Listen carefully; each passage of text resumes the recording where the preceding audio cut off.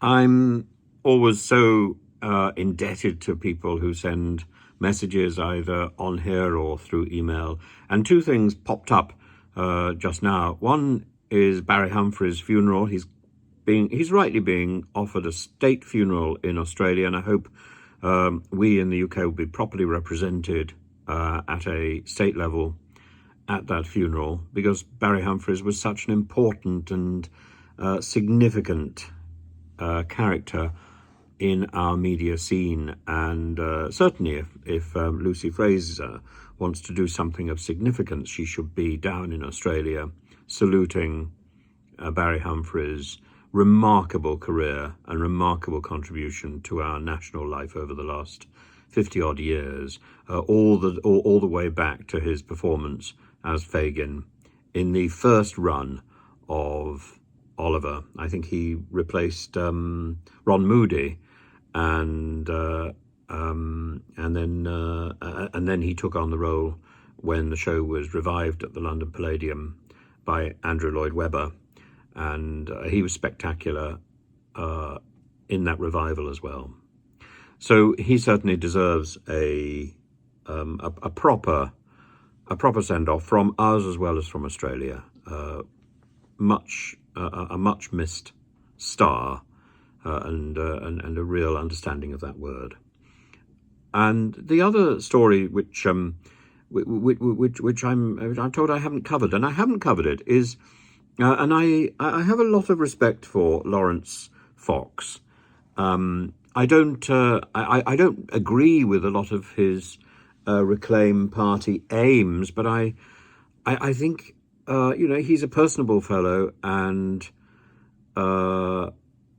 he raises significant issues, and that debate is important in our society. And squashing debate, silencing debate, is something which we're beginning to see more and more of. We're not getting proper debates in the House of Commons. What we're getting is slogans slung from one side to the other, and questions at question time on a Wednesday which are not answered, which are bowled back with slogans, and in fact we're getting slogans from both sides. And I think we can do better, and I think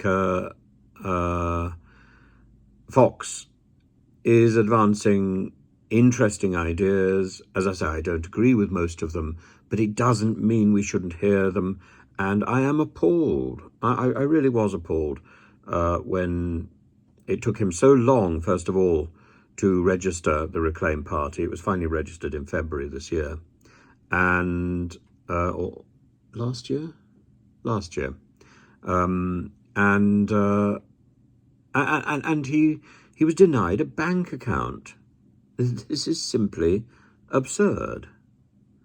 I remember when I was at university, we had bank accounts for all manner of ridiculous things.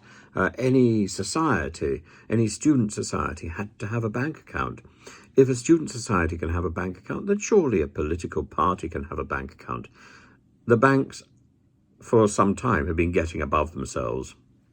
And I found myself closing a bank account recently because the questions that were being repeatedly asked were unnecessary and tiresome, and I couldn't answer a lot of the questions. It was rather like when you lose access to your phone and your email account, and you're asked what were the last 5